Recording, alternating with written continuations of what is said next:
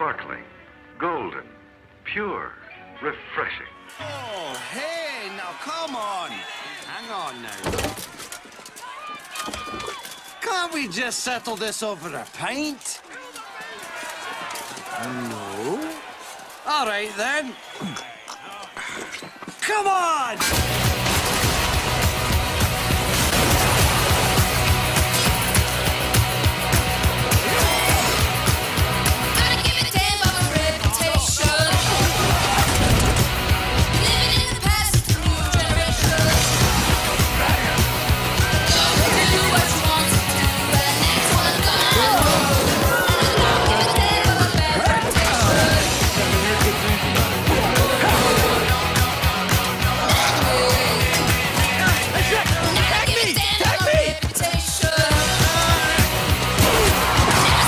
Chilled now, and Ingrid serves it in the traditional manner, from a pitcher with a garland of greenery. Mmm. These guys find the kind of relaxation and release they need in a cold glass of beer. For them, only beer does it. I'll take another beer. Grandpa's telling tales of yore. Bruce Q talks about comics more. Norm's got jokes that we adore. Hawk's our mascot, hear it roar. 3BeerMen drinking in the streams, laughing like it's no tomorrow. Hawk's loud score praising the bars, filled with joy, never sorrow. Grandpa's got his old school tricks, Bruce Q's latest adventure and more. Norm Whiplet laughs that'll mix, Hawk circles watch him soar. Beer cans clinking, stories unfold. Nights like these are pure gold. These memories bold, never sold. In Twilight's slow time behold. Everyone needs a night like this, full of stories can't be missed. Simple joys, pure bliss. In each sip, there's a twist.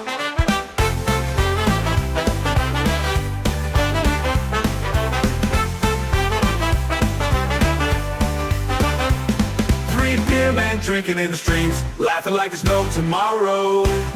Hawk's loud spark raising the bars, filled with joy, never sorrow. 3BeerMen drinking in the streams, laughing like there's no tomorrow. Hawk's loud spark raising the bars, filled with joy, never sorrow. Grandpa's got his old school tricks, Bruce Q's latest adventure and more. Norm Whiplet laughs that'll mix, Hawk circles watch him soar. Beer cans clinking, stories unfold. Nights like these are pure gold. These memories bold, never sold. In Twilight's glow time behold. Everyone needs a night like this, full of stories can't be missed. Simple joys, pure bliss. In each sip, there's a twist. In each sip, there's a twist.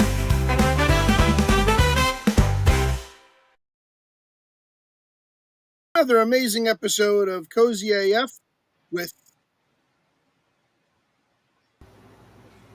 Bruce Frozen. Yeah, did he just freeze? Or is that No, it says show starting over again. What's going on? There we go. Okay. Sorry, I don't know what that was, but it looked like I know what you're seeing, Bruce. I don't already. It was a great starting because you froze just like this. Like I was like this. I know. I was like, what the just happened? Anyway, hi everybody, and welcome to Cozy AF with 3BeerMen, and of course our lovely lady Stephanie is with us tonight. How you doing, Steph? Doing great, thank you. Thank you for having me. This sounds like fun. It's gonna be a good time. You're quite welcome. All right, so let's introduce our cast of crazy beer drinking, tech gobbling, and pop culture guzzling 3BeerMen. Let's start off with you, Cosmac. What are you drinking tonight? All right. Well, I've had this one on the show before, but tonight I'm having it specifically because it comes from Cincinnati, Ohio, the home of WKRP, in honor of the recently departed Lonnie Anderson, who we just learned right before last week's show passed away, so we didn't have a chance to do an appropriate tribute last week. So this week I am having Rheingeist Bubbles. So this is from Rheingeist Brewery in Cincinnati, and Bubbles is a rosé fruited ale. So basically, it's pink beer. And I've had it on the show before, so you guys know I rather enjoy this one. It's kind of sweet, but it's quite tasty. 6.2% ABV, and nice fruity effervescence. I realized the other day what it reminds me of. It reminds me of red grape malt duck. So if you were used to like red grape malt duck back in the 70s or the 80s, you'll like Rheingeist bubbles.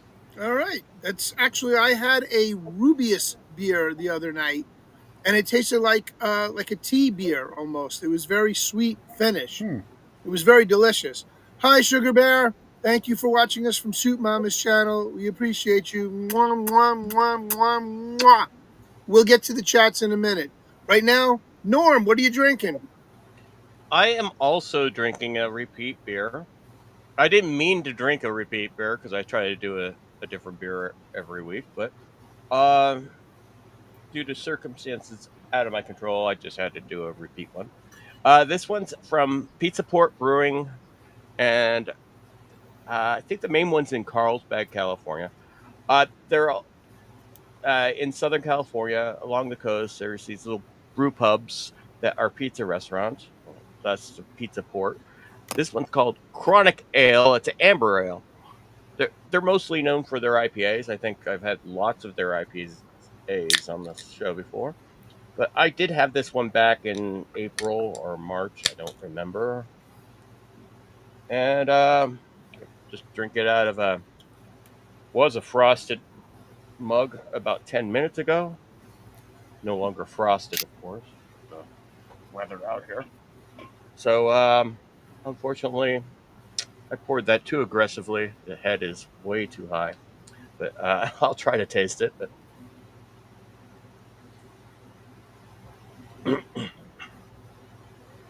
wow, that's... I don't know if I said this the last time I had it, but it's malty, but it does taste kind of... you can taste the chronic flavor. There's just flavoring. It's not really... So it tastes like marijuana? A little bit. A little bit. Does it have a marijuana kicker to it? No. Well, no. I believe originally it's a 4.9 alcohol per volume, so it's rather low. I believe originally when they did it did, but due to legal reasons, I don't think they can sell that in the can. We were approached at my old brewery at one point to do a THC infused beer. We turned it down. Yeah. We at that time had the reputation of being a rather stodgy brewery, and our marketing director at that time was kind of afraid of what getting involved in that market would do to our otherwise reputation. So that's funny. A stodgy beer brewery. We've been around since 1986, so that's true. Not many microbreweries have been around that long. This is true. Well, Port Brewing is which Pizza Port is. They've been around for... I don't think they've been around that long, but I know at least 20 to 25 years I've been drinking their beers. So I can't find exactly when they started, but I think they wanted to put THC in there, but there was some legal things they didn't want to have to deal with, so they didn't. Got it. More of the flavoring. So. All right. Very good. And our dear Stephanie, what are you drinking this evening?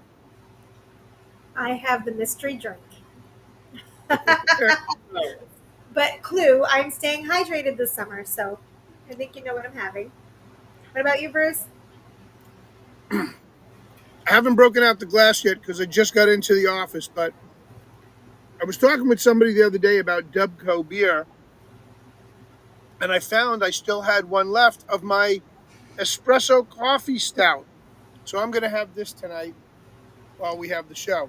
But I have to go over to the other side of the kitchen to go get myself a glass to drink it out of. So why don't I throw it over to you, Cosmac, so you can just continue and do the follow up with the reading of the chats, and then I'll jump right back in. But I got to go get a glass, so I'll be right back.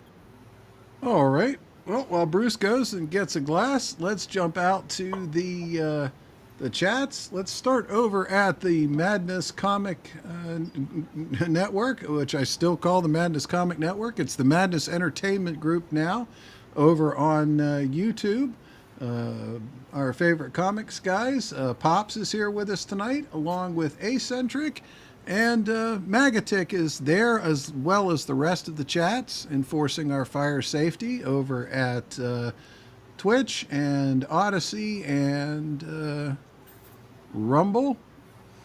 And also at Rumble, as Bruce mentioned earlier, we have Sugar Bear, who is watching us from Soup Mama, a guest that we had on our show ways back. And we are glad to see you. And also Lulu1214, who says hi to Sugar Bear and to Magatic.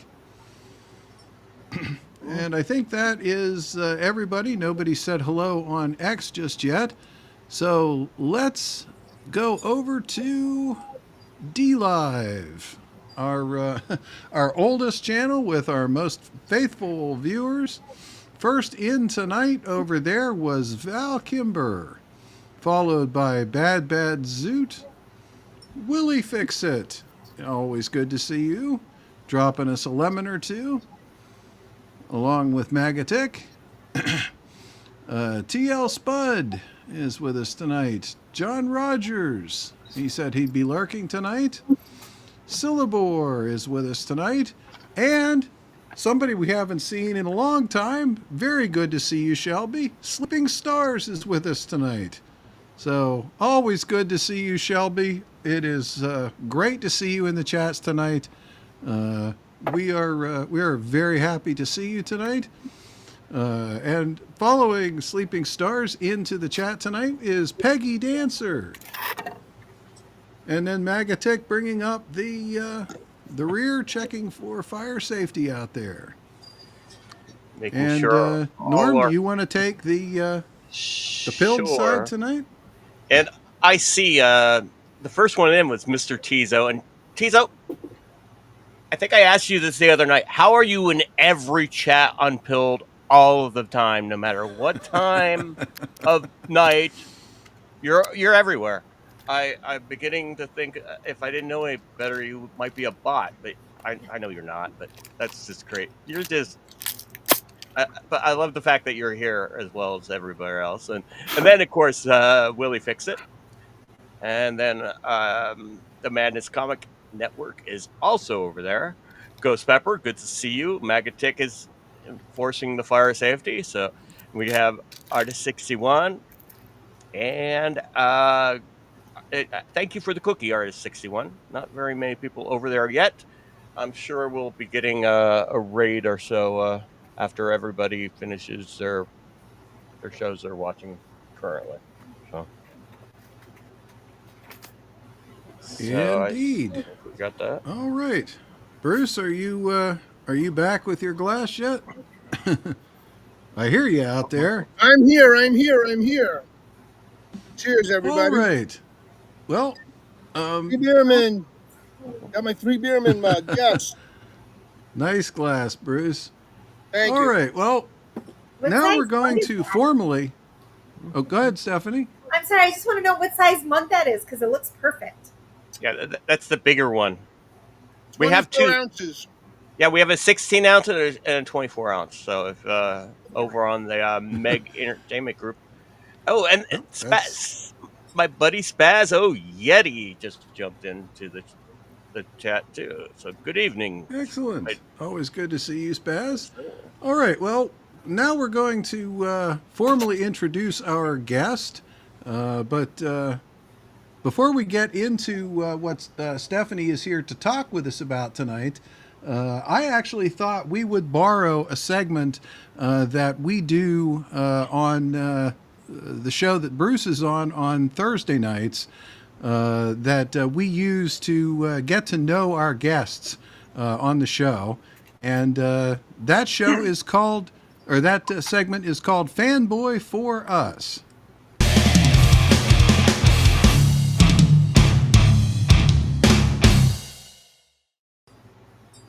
And this is where Bruce normally gets to know our guest by asking a series of questions. But I think what we'll do tonight is just kind of have a more free-form introductory conversation. So, Bruce, take it away. All right. So, Stephanie, I've known you. Whoop. I don't know what I just did to myself here. Hold on. You're here, There we go. Bruce. Okay. I lost myself in my computer. I clicked on something. Stephanie and I have known each other now probably about 2 years, give or take, and we've been co-friends through Dilly 300 because we've been to many rallies together, and the warehouse, America First Warehouse, and so Stephanie, let's find out a little bit more about you so we can have our audience kind of get the gist of what you are about, and so. I know you've got a lot of fan favorites because you gave them to me in your bio. But your favorite movie? What's your favorite movie?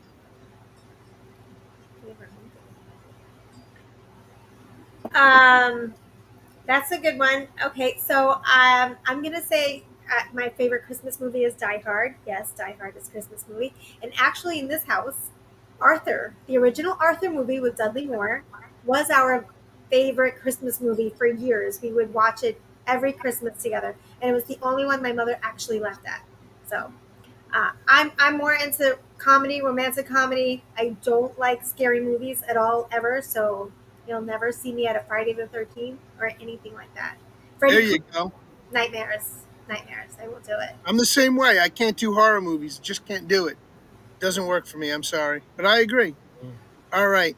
Normally, we'd ask you, the artists, the people that we're interviewing over on Flip City Mag about their favorite artist. But I want to ask you, who's your favorite politician? My favorite politician? This is a great question. I'm going to right now say President Donald Trump because he's a non-politician. And that's what our founders had intended, that every American should have an opportunity, every citizen should run for an elected office and serve in an elected capacity. And Donald J. Trump is proving to everyone that you just need to be efficient and a good citizen and a good steward of yourself and your community. And his community is the entire country right now. But even if he had just run for governor of New York State or New York City mayor, he would have done equally a good job. Very good. Does Stephanie, jury duty count? I'm sorry? Does jury duty count as a? You know what? Yes. I listen. I'm going to be honest. I never served jury duty. When I got the way out, I got the way out. Especially because everything in the Bronx is who ran a stop sign and killed somebody. I have no mercy. I'm sorry. I'm going to send you to jail. You ran a stop sign. You killed someone. You go to jail. You don't want me on your. I just try to get out of it because of usually it's a murder case and it has to do with the gangs that will hunt down the jury. So I try to get out of it. Hey Stephanie, Lulu 1214 says it was so nice to meet you at the Jersey meetup in June. Right, we were there together. That's right. Bruce was there with us. That was a good time. That was a good time. That's when we bumped into Brad CGZ. That's right. The whole purpose for going out that way to hang out with Brad. He's the reason the whole meetup had happened that day.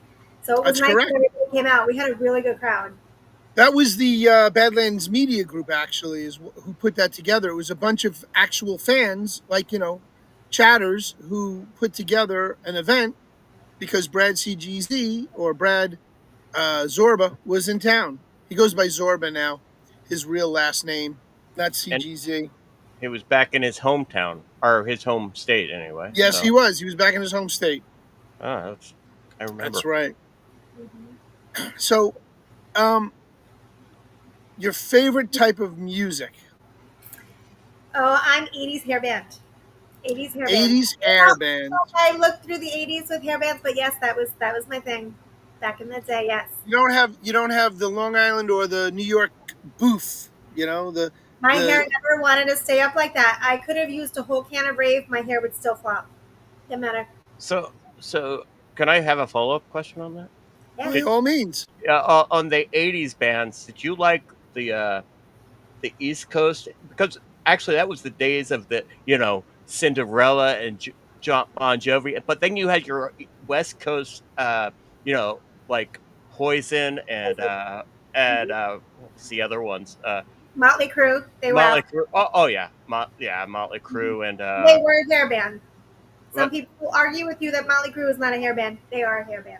see, you have a tendency of like agreeing, like because was a Die Hard a Christmas movie? Or a movie that took place during Christmas, like we have an argument out here. Is it a bar and grill, or is it a restaurant with a bar? So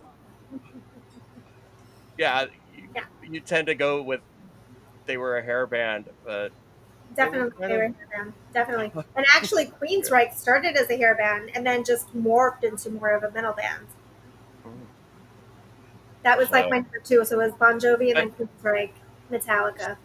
So you were like more of the East Coast. Well, Metallica was a West Coast. So, Metallica's West Coast, yeah, and Queensryche from Seattle. yeah.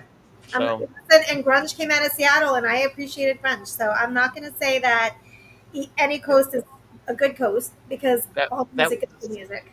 that was more of a '90s thing, but they all came from the Ramones. Mm-hmm. So Oh, this is true. This is true. so, And the father of all rock bands, yes. yeah. Yes. All right. So we real covered quick. music and bands. Real quick, I want to give a quick shout out to Sandra from Coffee Talk with Sandra. She is hosting the show over on D Live, so her audience can also tune in and see our wonderful guest tonight, because our topic is a little more in line with the topics that she would normally talk about. So thank you, Sandra, for hosting us tonight, and I hope your audience enjoys us. And I do want to do a correction. That Music Man, thank you very much. I did not know Poison was from PA, but now I do. So They're from where? Pennsylvania. Oh, that makes sense. So I did not know that, but thank you for the correction. I know they did get popular out here, and I know Motley Crue, they were from all over the country, but I wasn't counting where they were originally from. And even like John Corabi, he was on one Crue album. He was from Philly, so yeah, he was also from Pennsylvania, but they formed out here. So. And I know Richie Sambora was born and raised in New Jersey, but he was established in LA before he met John. So John knew David Bryan from the area, but he met Richie in LA. But that's getting into the semantics music. Okay, so. Oh, and I think Journey also was a West Coast band. Yeah, they were from San Francisco, the Bay Area. I know them from the Bay Area when I was like growing up. So Right. They preceded hair band and then lived through it and survived. but I didn't consider Journey a hair band, but all right. If you, it's like, But they had to play along, and I think Steve did a really good job frontman. they just fluffed up their, the whole feathering of their hair, and yeah. Yeah, it was easy to do. You get the right stylist, you can do anything. Don't look at any of my high school pictures. So. High school, they should not allow anyone in high school to take pictures and post them anywhere. Because those are the years. No, I'm just talking about the yearbook pictures of my hairstyle when I. Those photographers never had any patience for anyone. Like, you were on their time, and they were getting through it. They had 300 kids to do, and they were getting them done in one day. That's it. Yep, indeed. Very true.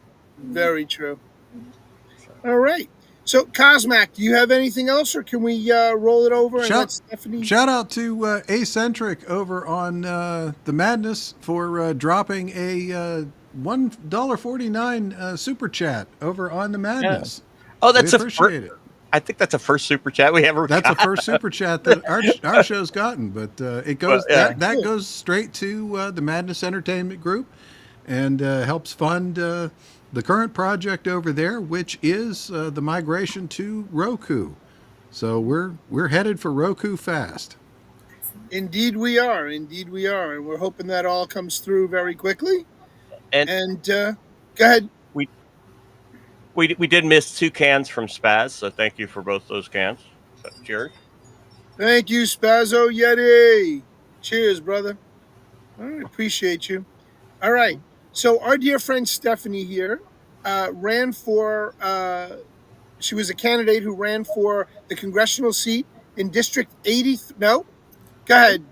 I ran for New York State Assembly, District 83 in the Bronx. Assembly. That's it. Assembly. My apologies. Significant because I was running against the Speaker of the Assembly here in New York State. Someone who's been in office for 20 years, and he's been the Speaker for 10 years. And this neighborhood, his district, has seen a demise under his speakership. And normally, anywhere in the country, the Speaker of the Assembly and the State House, their districts are the most pristine, the least amount of crime, your sidewalks are glistening.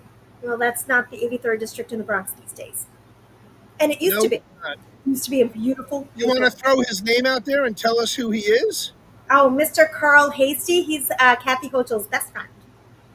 Kathy Hochul's best bud here in New York State in the Bronx. That's right. That's right. Unbelievable. If anyone wants to run for office, I am developing a candidate boot camp, and I'm happy to give you all of the background tools. Now is the time to get ready for next year. In New York State, we need plenty of people to run for Assembly and Senate.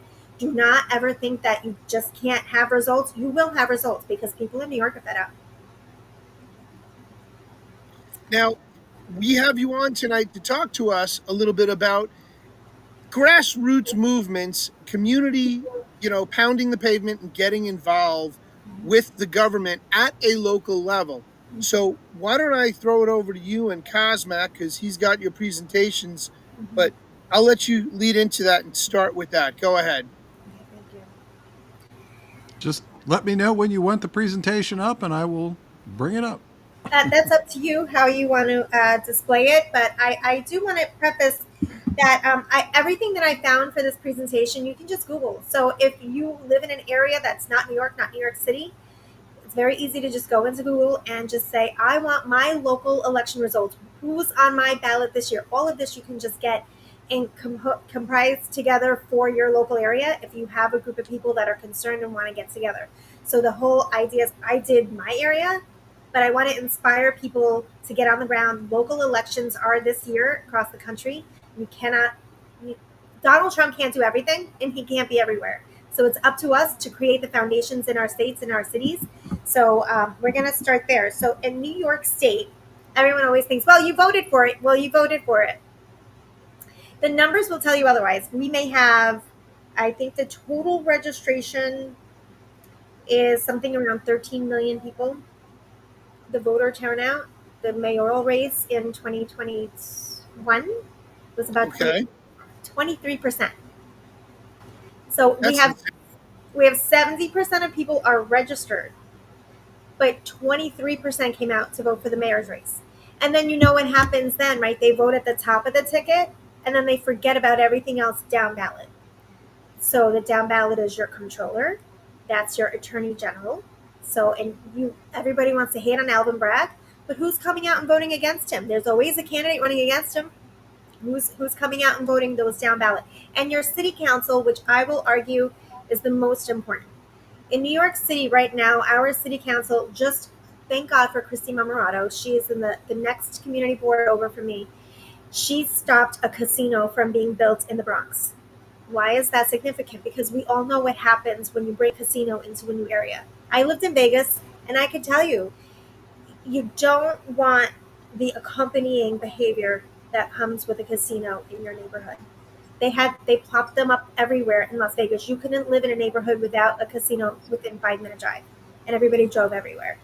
So your kids were seeing this everywhere. So if you wanted to raise your children to not get into that kind of lifestyle, the gambling, the alcohol, all of the trauma that comes with it, it's difficult to do.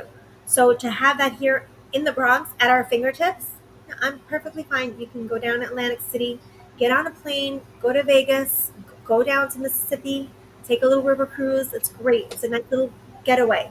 But when you introduce it into your everyday life, It's just more demoralization. And then it's increased crime and everything else. And then the addiction. The addiction is the worst part because you can't, most people who suffer from addiction always have a hard time breaking free of that. So I'm going to get back into this. Okay. And that leads into desperate behavior for yeah. And then if I completely agree with you. I know exactly what you're talking about because it's heartbreaking. And my uncle had told me, he lives in Vegas still, but I remember once he was at the casino just kind of, throwing a few bucks into a slot machine, and to watch people go back to the money machine and get more money and get more money. Oh, they ran in, they got their paycheck, and now their whole paycheck is gone. So how are they paying rent? How are they feeding their families? They just put it all into the machine. So party registration. So I don't love talking about color-coded politics because I think that's a larger narrative nationwide. Who's red? Who's blue? We're Americans. We're red, white, and blue. We're not one color or another color. This is about, we need to make elections more about policy. So you're going to see the party registrations and you see, wow, look at those Democrats. They far surpass Republicans. But third party, unaffiliated is over 3 million voters in New York. It's over 3 million. So you couple, go ahead. Explain what we're seeing here, please, because Cosmic's got this on the screen, right, and people really don't understand what we're looking at. So I actually added the link right above. I did a little research, and there's this independent voter project in New York City. I'm not really sure how independent they are, if they're funded from New York City, but they compile a lot of post-election data, and I pulled what I could for 2024 from what they did in their research. So these are the numbers that are reflected here, but the report was published last October, so it's not going to be accurate for the presidential election last year, but it's good to note that from last October, these were the numbers that we're dealing with for New York City and what we need to do to prepare to win an election and to win as many city council seats as we can. So, okay. If that works. So I think there's a little video there also. Do you want to play one of the, I think it was that first link. I can run the first one. Here it comes. Thank you. Last decade we redid redistricting. Hard to say. Do you think, given this situation where we've had these court battles, everything, that in this 2027 amendment that you may put forward, that the Independent Redistricting Commission should be disbanded or changed in some way so that you don't have to go through that again in 32? Yes. I'm tired of fighting this fight with my hand tied behind my back. With all due respect to the good government groups, politics is a political process. And to think that we're going to do this with a purity test and make sure it's completely fair to everybody involved. The reason we are able to draw the lines because we're Democrats, because the majority of people in this state selected us, elected us to be leaders. And when we say that we cannot use that power to its fullest, then we're abdicating the responsibility that we all have. Republicans take over the legislature, they can have at it. But until then, we're in charge, and we're sick and tired of being pushed around when other states don't have the same aspirations that we always have had. And I hold those dear. But I cannot ignore that the playing field has changed dramatically. And shame on us if we ignore that fact and cling tight to the vestiges of the past. That era is over. Donald Trump eliminated that forever. Hallelujah. Thank God for him, right? How many people loathe watching Kathy Hochul speak ever? They redistricted. You come into the Bronx. Part of my neighborhood wasn't part of my district last year. I'm like, wait a minute, this little corner here, it's not my district. They cut it out to give it to another guy who has the Woodlawn area. So I'm gonna. Is that gerrymandering? It is, and they've gerrymandered New York City to the extreme that you can't gerrymander it anymore. They do it in my area too, because I live in a city where we have 2 Congress people in one city. a few blocks over, you'll have a different congressperson. And they're How the is that two, possible? two of the worst congress people. If I lived in one area, it was Brad Sherman. The other was Adam Schiff. Now I don't know who because Adam is. All right, because now Mr. Schiff is your senator. Oh yeah, He got and of promoted. course I couldn't even write in. I had either vote Adam Schiff or maybe a girl. Literally, it said maybe a girl on my ballot. So, but So New York State, Bruce, how many people left after COVID? I mean, we've had millions of people exit the state. We only lost one congressional representative. We probably should have lost 3. AOC shouldn't have a seat. She should have been districted out. But it didn't happen because the Democrats wouldn't allow it. So they can cry foul about what's going on in Texas or anywhere else in the country about redistricting. But they've done it here for decades, that we're at the point in New York that we just have to work hard at convincing level-headed Democrats that to continue to vote down that ballot straight down the Democrat line, it's just more destitute for us. And that's why I say we have to come at a perspective of policy and not a perspective of a color-coded politic. And that's probably why Curtis Lewa doesn't talk about aligning himself with Donald Trump, because it's the Democrats in New York City don't even want to hear it. You can't even have a decent conversation on the line with Donald Trump. Whereas the policies really do benefit them and their families. There was another video on that I just found the other day for the first time, and I'm on X on and off, but I had no idea what this DSA is. So everyone is talking about, oh, well, socialism. This is beyond just socialism, what's happening in New York City right now. When the primary happens, I had a feeling Mamdani was going to pull it out. He's young, he's handsome, he's vibrant, he speaks well to that 30-something crowd, and they're excited. They haven't been excited in a long time. Are they excited about Kathy Hochul? Absolutely not. They're not excited about AOC. She doesn't represent them either. They'll come out and vote for her, but they're not excited by her.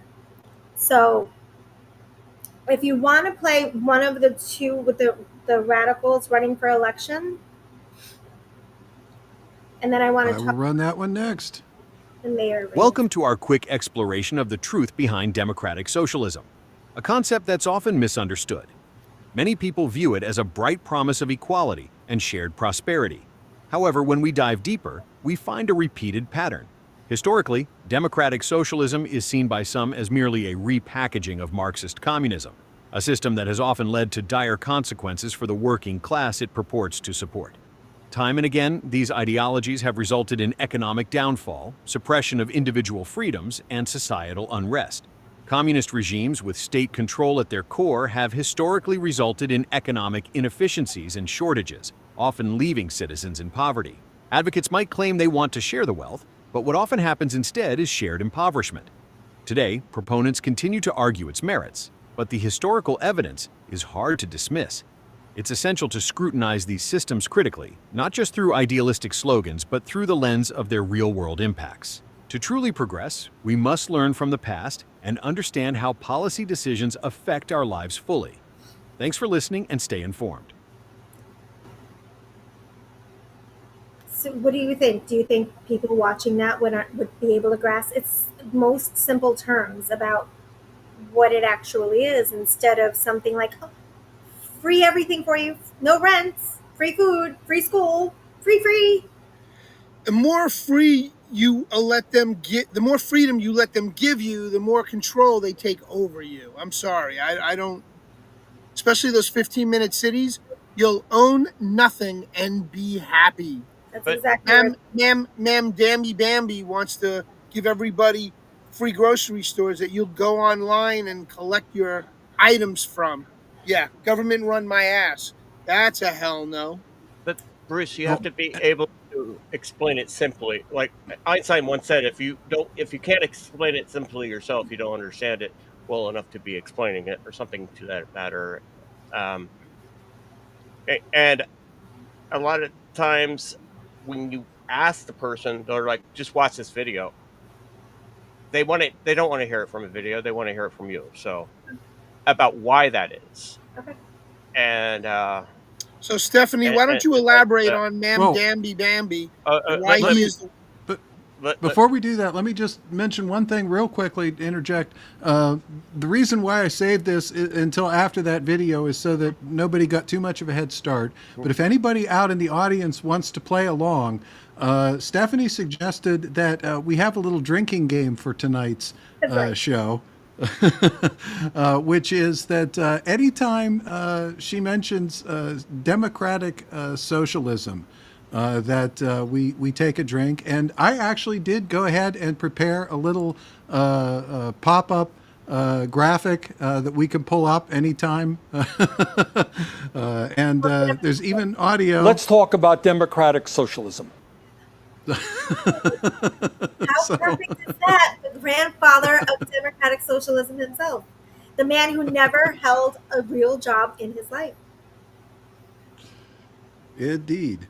All right. So with that, if anybody out there wants to play, but we're certainly not encouraging anyone to overindulge. Drink responsibly, everyone. It's easiest if you're at home. So Bruce wanted to talk about the mayor race. Yeah, please, let's get into that, because Ma'am Damby Bambi is like the worst possible candidate we could ever have in New York City for New York mayor. And what's blowing my mind is that people are falling for his bullshit. Okay, so sheeple are just like, yay, drunken pinata. I was gonna say, before we get into that, can we just acknowledge the fact that we just got a raid, and then the baker's dozens from So Stove of cookies. So thank you very much, So Stove. I was looking at a graph of the 5 boroughs and who actually voted for Mr. Mamdani. Mr. Mamdani, by the way, is currently a New York State Assembly person, and he is currently on the election board, the election committee. So we already have 900 pages of election law. So every year they try to come up with a little new blurb. And I myself walked into the Board of Elections last year, and I said to a lady, 900 pages of election law, I don't even think I can get through 10 pages of it.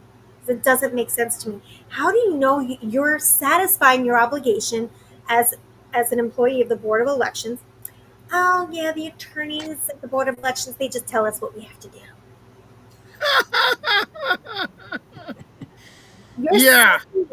You're signing at the end of the day, you're validating that election. Your signature is on that form, validating an election, and you're going to rely on an attorney who's employed by New York City's Board of Elections? I would want to read the 900 pages if that were my job. And anything that's proposed in New York State, especially when you have a supermajority, one-party rule, which is what's happened to us over the last few years. Indeed. So Mamdani, so the demographic that is supporting him is very much his shadow. He is a millionaire. He was raised by millionaire parents who are in the movie business. He has a pseudo apartment that is rent control, I believe. Bruce, have you heard about that? No. He's in a rent control apartment? Don't quote me on that.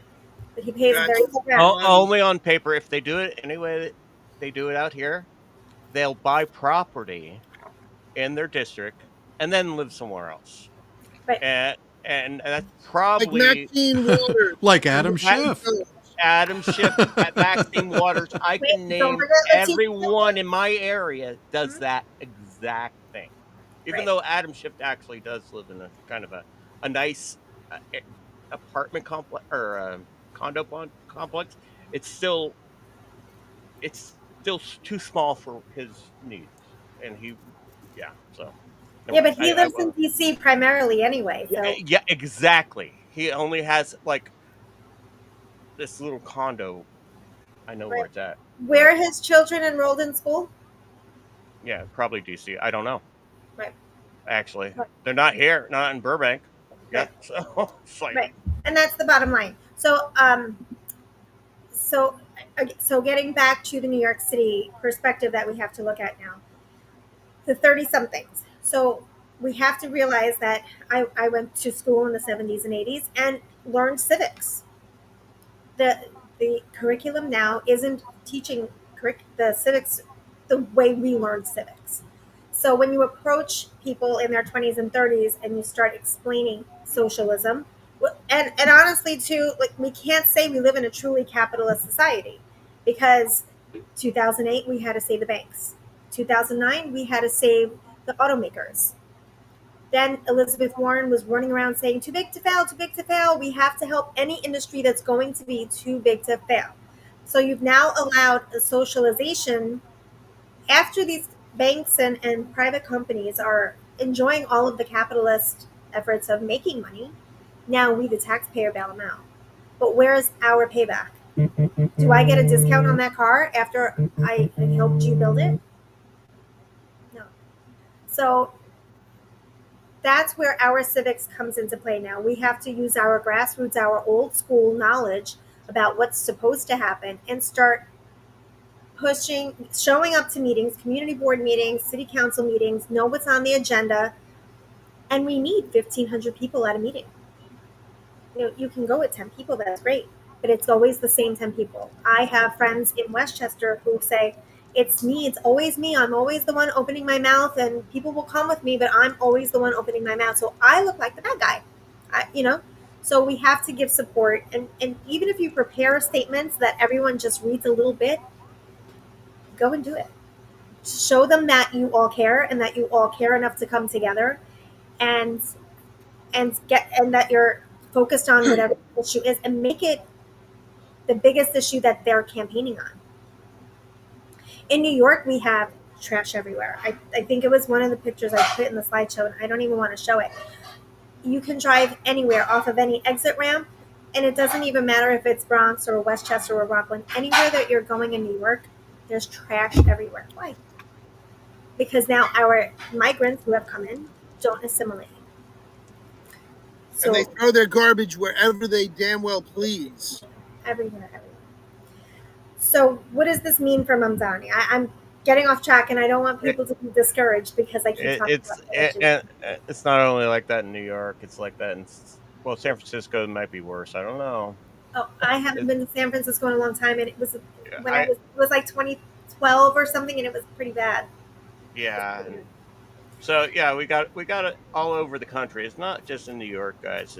It's all over the country. So, well, on the coastal states anyway. So yeah, well, same with Portland. Yes, TL Spuds. Trash is everywhere. Human trash as well as just garbage. But yes. Right. So what is it you think people can do? What should we be telling our audience to do if they live in New York State? Local elections. How do they get involved? Well, they can call up 5 friends and have them over for a beer. Have them over for coffee and cake if you prefer coffee and cake. But have your neighbors and your friends and family over. And you're going to start by asking, who's registered to vote? You're registered to vote because I want to make sure that you understand what democratic socialism is. Because if you're registered to vote and you're going to go vote this year, I want to make sure that you're using that vote wisely. I'm not going to tell you who to vote for. I'm going to go over every platform of the persons who are on the ballot. Listen, we have, I think, 3 or 4 different guys on the independent line. It's not just Cuomo and Adams. There's a guy named Jim Walden who was a prosecutor and has his own law firm now. And I believe there's a couple of other people also. And then there's a lady on the conservative line. She's I think the only lady on the ballot. The crying. Yes, he would, Dandy. Yes, he would. Great comment. Very true. Very true. Oh, yes. So, and it's also easy to inspire people when they know that there's someone locally running. And it's really convenient to make phone calls and hand out paraphernalia for your local candidates, because then that opens a door when you're at a supermarket or in New York City and a barbershop. I went in every barbershop in my district and handed out paperwork, got into conversations. Everyone was asking, why would you run for office? I said, well, if no one else is going to run, I'm going to have to. Number one, I don't really want the job. I like what I do for a living. But at the end of the day, I can't complain about what's going on in New York and not Right. take the initiative to make change.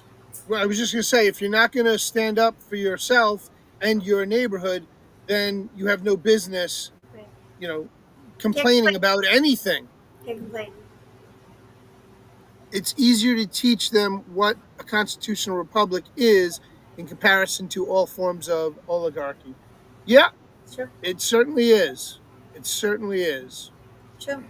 You can walk around with the Constitution and just ask people if they believe, if they're walking around with a mask still, say, where in the Constitution does it tell you that the government can tell you to do that? That you have to do that? It's nowhere.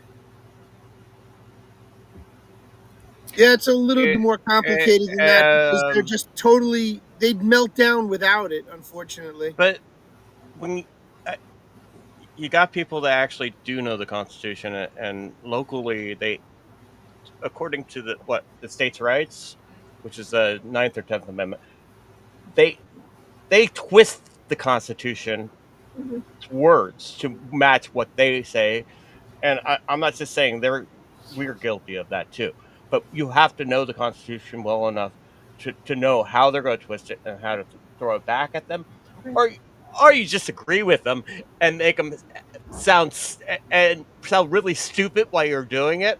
So they're like, "Well, that's just stupid," and then they start disagreeing with. That's another tactic I have that might not work for everybody, but it's fun. Yeah. it's like you start to agree with them just to get them to disagree with Right. you. But this is true. This is true. But you got to work on that one. So, but I live in a different area than you guys, so I'm dealing with different personalities as well as you are. I'm sure the personalities over here in California are much different than New York, and But they all read from the same playbook is the issue. yeah. And they're all very well rehearsed. And Yes, exactly. the lack of civics in school, they've overwhelmed students with their activism. So when kids are getting involved with activism, they think that's civics. And they think there is no choice, that you have to be a Democrat. And that's a lot of kids in New York City are being taught that in school. And then if they have parents at home that reinforce that, instead of questioning it or saying, okay, well, let's just take another perspective, it's not there. There's not friendly debate. There's not. It's only one way. I took civics in high school, and my teacher was he was admitted Democrat. This is also the 80s where I could argue with him and disagree with him as much as I want, but I was more doing it as a from a rebel sort of the whole punk rock rebel thing is completely different than it was, because we were supposed to like disagree with authority. Now it just seems like they don't, and I was doing it from a different perspective altogether, but you had a different foundation in your education. The education system now is, how do you feel today? Do you feel like you want to learn today? Do you feel okay? Are you up to reading a book today? We don't teach our children to critically think. Again, if they have parents at home that are reinforcing a higher level education, if they're in a different school system, but in the public schools, it's social and emotional learning, and it's a lot of just regurgitating what the teacher tells you is going to be on the test. They're just taking the test to pass the test. They just want bodies in the seats to get their federal funds. Well, they teach you. They don't teach anymore. They train, like you train an animal to sit, or you train a dog, and they're not teaching anymore. Because when I was teaching, when I was learning from the good teachers, they taught you to be excited about it and actually do some recreational studying as well as academic studying, so you can actually get in more of a whole circle. And they're not doing that anymore. It's a training method, like you do with animals, quite frankly, and it's sad. Right. Well, it's probably the front line of all of the issues that we should be fighting. But there are so many issues on the fire now that we feel overwhelmed. So that's another reason to bring people in your community together so that you don't feel so overwhelmed and you can break it up. If everybody wants to do a little bit of research on one little thing, just to have when you go to your community board meetings or your town hall meetings, or when you're meeting a candidate, that you can actually ask them serious questions and see how they respond to you. Because this is a job interview. This isn't they're going to be in office and they're going to rule our lives. This is supposed to be a job interview. So we have to take it as seriously as they're supposed to take it. So Unfortunately, it's become more of an audition. We have to play a part. Well, I don't know. I live in Hollywood, the Hollywood area, so that's you got a lot of actors out there trying to get real jobs, just acting like they can pull it off. apparently we have that in New York too. Yeah, but do you guys get that feedback? Or I'm getting a feedback buzz. Are you guys Yeah, getting that as somebody's well? phone is vibrating That was into mine. the. My laptop. Sorry. Is that Okay. yours? Okay. I was wondering if it was something. Am I supposed to drink? Is this part of the game? Yes, Okay. drink. The answer is always yes, drink. I'll drink anyway. Wait, I'm Democratic Socialist a lot more. We're behind. I just thought somebody was next to a steamship that was setting sail or something. But well, we're going to be coming up on our regular intermission in about 2 minutes, and so we're going to take a little break for everyone, and then when we come back, we can kind of get back seriously into the topic again. All right, sounds like a plan. You want to start rolling the intermission? Yeah, why don't I do that? I'm going to go ahead and run tonight's intermission, which is brought to us in large part by the Dilly Meme Show, but also from some other sources. So we'll be back in about 5 minutes with more of this really fascinating discussion. Now here's something we hope you'll really like. Jekyll Island, November 1910. 7 bankers meeting in secret to create America's central bank. We just can't call it that.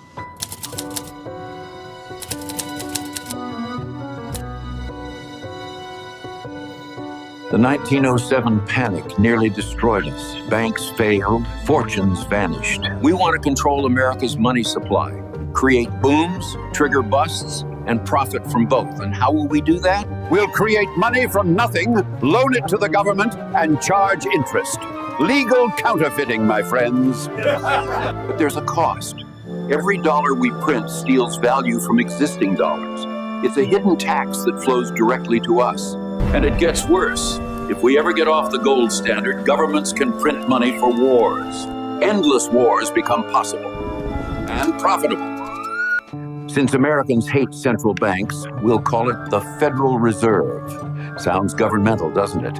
It's not. The president will appoint board members, but we'll pick who he appoints. We'll have 12 regional banks. Looks decentralized, democratic even, but New York banks control them all. That's us. You're probably wondering how we're going to get this through Congress. December 23rd, 1913.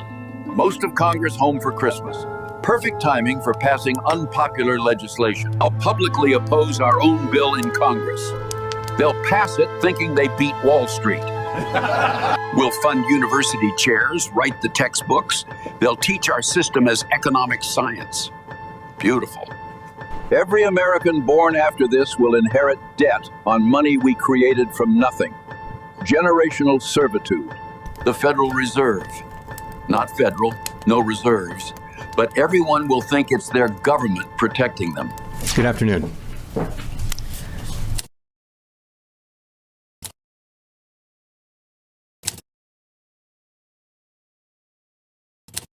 I don't want to talk to you no more, you empty-headed animal food trough whopper. I fart in your general direction. Your mother was a hamster, and your father smelt of elderberries. Is there someone else up there we could talk to? No, now go away, or I shall taunt you a second time. The only other adversary of ours who's anywhere near as good as the Russians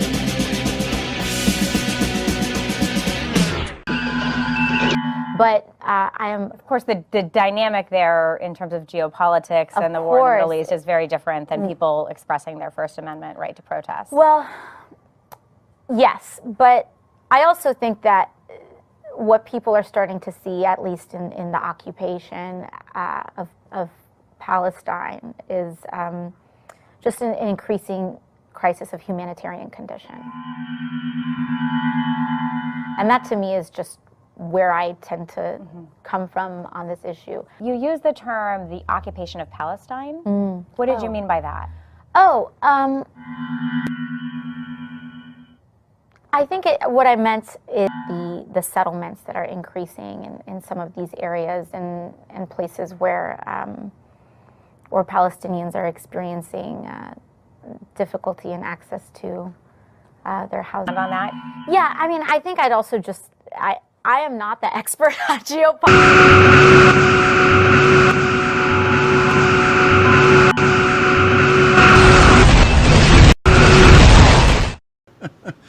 Just a collection of some random clips. That last one actually came from Ovation Eddie, and it's 6 years old, if you can believe that. Wow. That's how long we've been dealing with AOC. Wow. But I had to throw that one in just because it ended with the Enterprise blowing up democratic socialism, which we have to drink now, right? Or is it every time? Right. I'm trying. We need a drink. Yeah. Okay. But was that one? It wasn't Jimmy Buffett. It was what's it? Pina Colada. Not Rupert Murdoch. Rupert the Holmes. Pina Colada song. Yeah. Was that McCalifornia doing a cover of it? Yes. Yeah. Okay. That was California. Okay. He's so talented. He is extremely very. I don't know if he sleeps. I think he's just like President Trump. I don't think he sleeps. He works his butt off. The man does not stop. He's constantly producing music like nobody's business. I love when he leads stuff together. They're amazing. Yeah, they do a lot of collab. I'll tell you, it's just amazing how they do so much with just a flash of an idea, and poof, there it is. You know. So back to what we were talking about in terms of involvement and getting involved, Stephanie. What else can you tell us, and how can people go about doing what you suggest? First and foremost, look up the ballot in your local area and find out. I think if you go, not this slide, I think it's that. No, there's a ballot measure. No, I think it's on the next slide. There's a Ballotpedia. You can just put in your address and it'll tell you which candidates are running in your area, because you don't see it until election day. You walk in and you think, oh, well, who's running in on my ticket? If you don't get a mailer, if you don't get phone calls. And a lot of the local elections, they don't have the money to do all of that. And the city council candidates need a lot of support. So you can help them by passing out material or making phone calls for them, donating your time, and making sure everyone you know in your phone, like take 5 people a day and send an easy text message. You know, the election is November 4th, right? It's November 4th. I should check before I say this. How terrible of me. I meant to do that before we got on. November 4th, 2025, 6 a.m. to 9 p.m., we can vote in New York State, and we can make a difference and send a message that democratic socialism is not acceptable, that we want traditional constitutional republic candidates, and we don't want to defund police, and we don't want free rent, and we don't want government-run supermarkets, because they've tried it and it's failed. And I have to say, I'm very inspired. We have a growing Hispanic population in the 5 boroughs, and they're getting very active. The Hispanic population is getting very active. And there's, go ahead. Legal or illegal? Legal. Okay. Legal. I've always wondered this about. I grew up with like a Hispanic population with both, but in New York it's different because you have Puerto Rican. Is that considered Hispanic, or That is considered okay. And Dominican Republic and the Dominican, yes. And the Dominican Haitians as well. Sorry. What about the Haitians? Haitians not as many. There are some pockets, but not as many. All right. They're I'm just too busy. They're too busy in the parks chasing down the geese. yeah. No, They're eating the cats. I'm They're eating the cats. They're eating the dogs. They're eating the geese. I'm just curious, just because I know and there's a Florida has the same kind of issue with that. But living here all my life, and there's been a problem here with since the 70s. To tell you the truth, Right. a lot of people don't even know that, and Right. yeah. So So I was involved with 2 separate election integrity teams before I ran for office. And the first team, we worked with different election integrity teams across the country because everyone after 2020 was looking at voter rolls. And I'll be the first one to admit the voter rolls in New York are not accurate. People move away. Do you ever think that you have to take an extra step and unregister yourself where you were? Even if you leave the Bronx and go, say, to Clinton upstate. Let's just say I were to leave and go that far upstate. I still need to send the Board of Elections a letter asking them to remove me from the voter rolls. even from the congressional district, we have 40 some odd congressional districts in my county alone. Right. And Right. yeah, and I can move a few blocks, and I have done this before, and be in a completely different congressional district and be in the same city, but I lived in one area code that had 3 congressional districts. I mean, that's insane. It's wild. And how they cut the lines is crazy. Oh yeah. So Tina Forty was running against AOC, and I thought, oh great. I think they redistricted me into her district. No. We were on part of my district overlapped hers, but she wasn't where I live. So I that was still Bowman lost to Latimer, so now Latimer's my rep. I've been dealing with this for decades, so I know exactly what you're talking about. Well, and I would just mention this exists everywhere as well. I am actually wearing my Audit the Vote shirt tonight for Pennsylvania Audit the Vote, which I've had this shirt for longer than we've been doing this show, and we've been doing this show for 4.5 years now. But I got this shirt right after the 2020 election as well, at a clandestine meeting. As a matter, it was a meeting that was arranged on Facebook, but it was very secret. You weren't even supposed to take an Uber to this meeting. That's how, because the people who had organized this meeting, Tony Shoup and Karen Taylor had actually been getting threats over their involvement in this whole Audit the Vote thing, because everybody wanted Trump to go away and Biden to be the winner. Don't do this. Don't look at voter rolls. Don't look at your election systems. Yep. Everything's fine. Everything's Don't fine. look at the man behind the curtain. Don't look. Yeah. Exactly. And it's not fine. My friend Art found algorithms embedded in the voter rolls here in New York State. And he's corroborated that work in New Jersey and I think 4 other states now. And he has a Substack that I could share to you. That's Cosmac's Man Behind the Curtain. I love it. I love it. So he's done his Zark files, I think, on Substack, and he has an X page. And he's done such incredible work. But the hours of labor, and across the country, almost every state has a team. So it's easy enough to get activated, and there's ways to find. You can go through Cause of America or True the Vote. They're national organizations, but they know all of the pockets of the state-run groups that can help you get involved.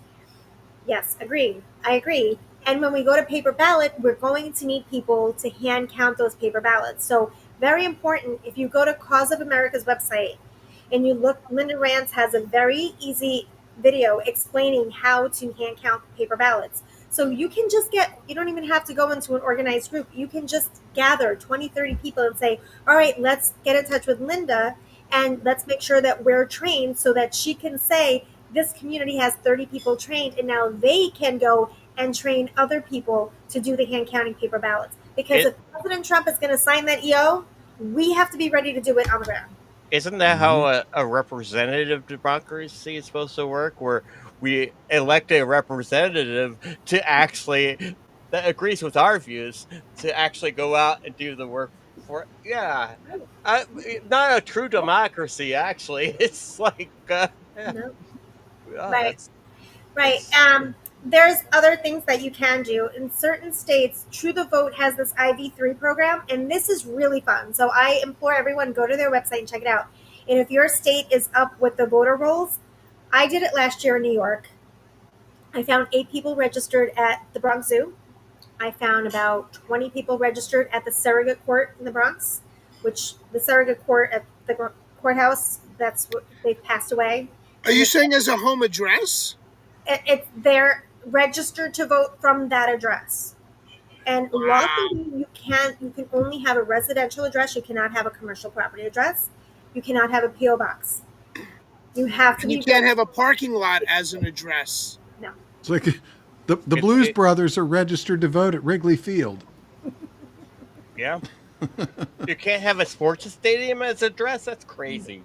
That's just insane. Yeah. Unless you live there. Yeah.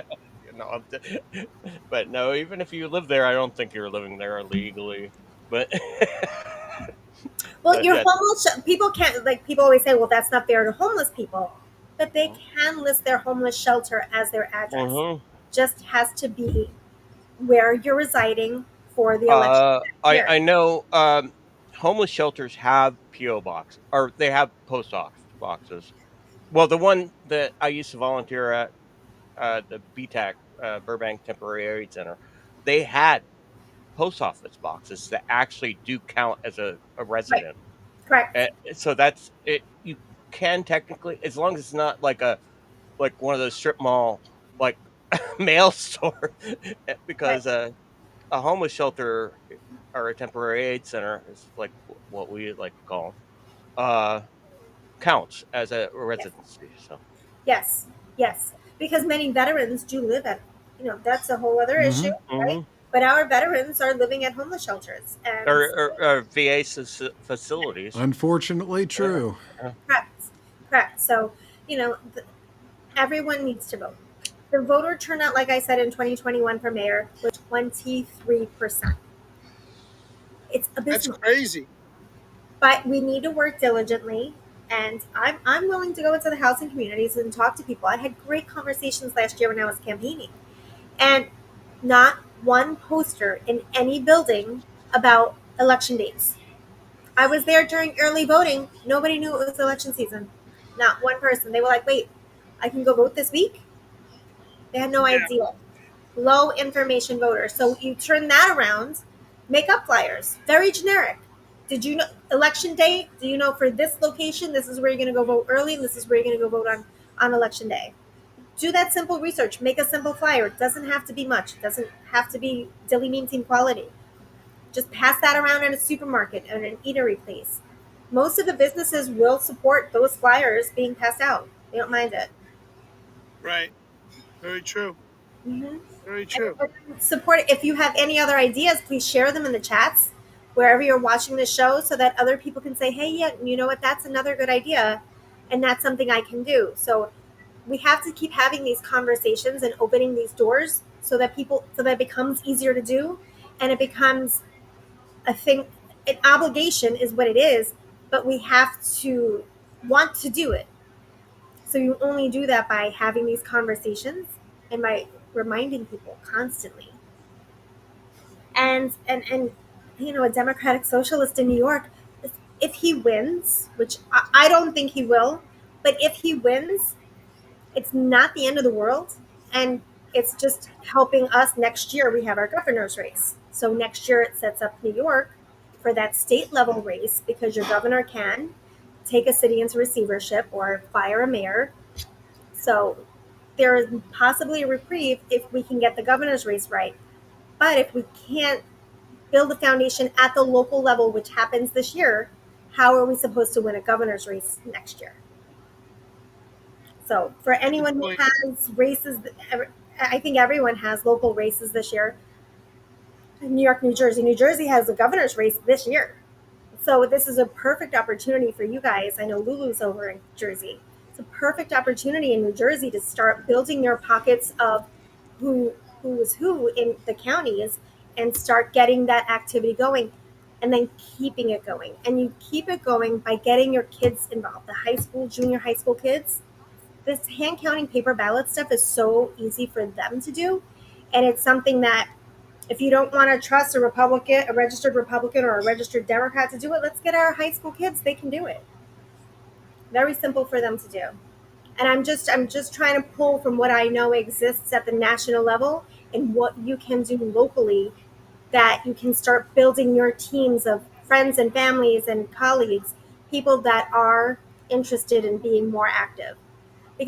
This should be something like grabbing a beer with some friends. All right, what are we going to talk about? Well, who's up for an election? Let's talk about everybody's platform. So we can talk about Curtis Leawood from the 70s. He was a guardian angel. He was always hard on crime. He always wanted to help New York City clean up and be the best that it could be. He's an animal rights activist. He was a radio talk show host for a while too, but he was a very staunch supporter of our police department. And right now with the crime, they're lying about the crime numbers all over New York City. With crime the way it is, we need someone who's focused on that. So what is Cuomo's platform? What is Mayor Adams' platform? These guys have a track record that we can look at. I mean, Mayor Adams is mayor right now, and what is he doing for us? Crime numbers are not favorable. He's not helping with inflation. He's not helping with education. So, and I think he leans more toward that democratic socialist agenda also. I wanted to get that in there. Make sure everybody's getting their drinks. Is there anybody have questions, or is there any? I only see this one chat, so I don't know if there's other questions out there that people wanted to focus on. What one chat are you seeing? Because our little side chat, I think. Oh yeah, Subback Vet. It's like, well, that's not really a question. It's a statement, Subback Vet. But there will be zero accountability. Kids are far protected from prosecution. Very bad idea. Okay, so I understand what you're saying, Subback. I think you're on two different pages there.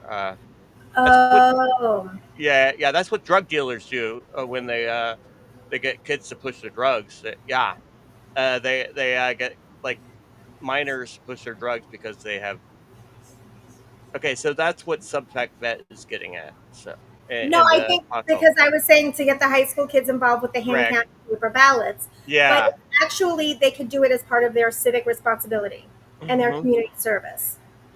So they could, even now at age 17, they could volunteer to work for the Board of Elections. They will not do it unless they get some sort of school credit for it. Right. And that's fine. And that's not. I'm all for them getting school credit for it because they're learning the system. So why is it a lot of people don't go out to vote? Because they weren't given that habit from an early age. They weren't given. It's not a habit; it's a responsibility that they are supposed to take. But of course, some countries make it a law that we don't, because we're a free country. But when I was a kid, I found it interesting, of course, but at the same time, a lot of my friends were like, "Oh, well, people in charge are gotta take care of that, and they know a lot more about it than I do, so I'll just let them deal with it," because they were, quite frankly, too busy being a kid to worry about this. But I had lots of fast. I'm kind of rare with my interests and my hobbies, and where I was like just all over the place. And unfortunately, my grandson's in that same boat. My grandson starts high school this fall as a senior, but he will actually turn 18 in September. So he will actually be old enough to vote in this next election. And I would love to say that I've got him well indoctrinated, but unfortunately, I think school might have him indoctrinated a little bit better. But I might, and this is what's important. I could never even really talk to him seriously about, for example, Trump, because he's been just trained to hate that side of the fence. Mhm. But there is a very important election coming up this November. There are 3 Supreme Court judges in Pennsylvania, Democrat Supreme Court judges, whose terms are up for retention. And this retention vote is a big deal. And I think it's just esoteric enough that I might be able to explain to him why he should go cast his vote against retaining these 3. You know, I can, put it in non-political terms. Here's what these 3 justices have done that's not justice. You got to put it. Maybe that's enough to just kind of get him drawn into it, But you gotta put a sexy spin on it. I don't know. When I was a kid, I had lots of different interests, but I knew when my friends were around what my friends were about. It's like, you got to put a sexy spin on it. You got to make it enticing. It's hard. Well, the town I was in, we were all Democrats. I mean, there were no Republicans. Even when I graduated high school, unfortunately, I was as Democrat as they come, because my parents were both teachers, both teachers union members. So needless to say, they were both as blue as it comes. I think they remember voting for Kennedy before I was born, seriously. Yeah. But thank God for Rush Limbaugh and a bunch of work buddies in the 80s who wanted to listen to Rush Limbaugh while we were at work. And that was my savior. Actually, Rush Limbaugh came from my area. He came from Sacramento, actually. And my dad was totally into Rush Limbaugh, and I thought he was overboard on certain things, but I thought he hit the point. And so did my friends that were completely, we were completely just associated with Democrats and Republicans. We all were kind of independents, where we agreed with some things, and we were truly middle of the road. And the Democrats thought we were way too conservative, and the Republicans thought we were way too liberal to be that way. We would have Howard Stern on in the morning and Rush Limbaugh on in the afternoon. So it's as diverse ends of the spectrum as it gets. But we were what we thought were considered libertarians, but now libertarians are another story altogether. But yeah, we're just California skate punks. That's our Central Valley skate punks is what we really were. And I would say that about New Yorkers too. Nobody wants to be pegged as anything.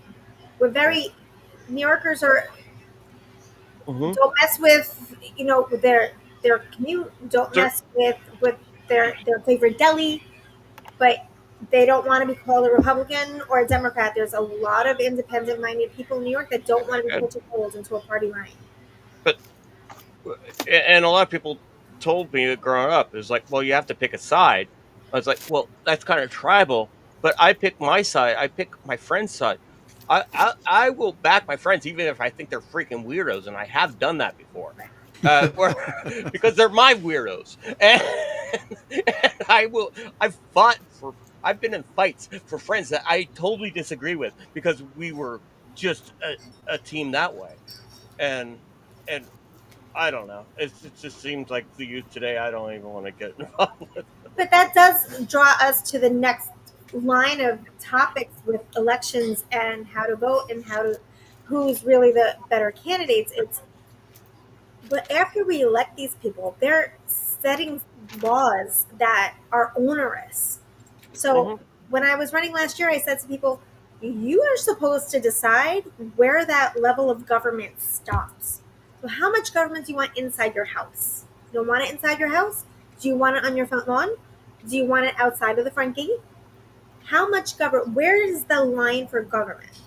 Because this next level, this democratic socialism, they're going to be in your house telling you what kind of food you can and can't have, and how to, if you have telling you to install a toilet in your living room because nobody can know what you're doing in the.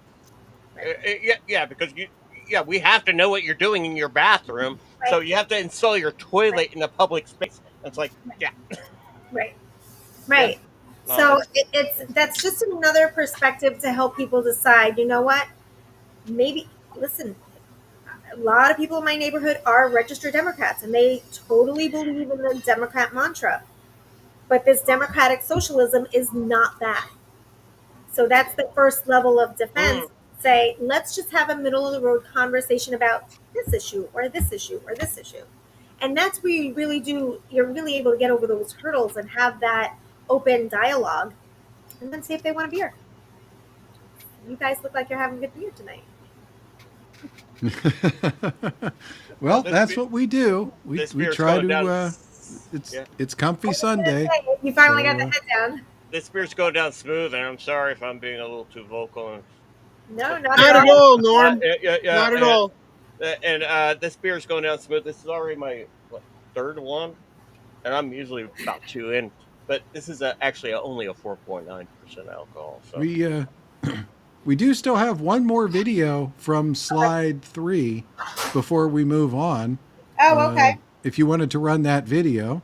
Yes, let's run that because I think that's another interesting conversation. Zoran is literally attempting to do what conservatives say, we want to do, which is provide gender-affirming care to anyone who wants it for free, and we're going to ship people, we're going to fly people in and pay for their hotel rooms, and we're going to do all of the Fox News stuff. We're getting ideas from Fox News. I want to know, hey, we'll do that. But most importantly is we collaborated with the Zoran Mamdani campaign on his trans rights platform. And what we explicitly wanted to do was use the power of New York City to provide free gender-affirming care, and I say free, in case insurance companies decide to boot us off, free gender-affirming care, not just to people in New York City, but across the country. When Zoran first kind of approached DSA leadership about running, his pitch was, he said, I'm going to get socialists to vote for me, and I'm going to get Muslims to vote for me. With Zoran, we're in basically the best possible position to seize state power that we can be in because we're like this, right? DSA has regular meetings with him, let alone his team. His policy director is my friend. I've been working with his campaign manager for well over a year. I have friends who are in his staff. Trans rights, I always would say, we are the tip of the spear. I've looked at Zoran's policies and I'm like, yep, these were floating around group chats and message boards for 5 years before they ended up in here. Zoran himself, who's about to become the mayor of the largest city in the United States, is facing these same attacks that undocumented immigrants just trying to get a job at Home Depot are facing right now.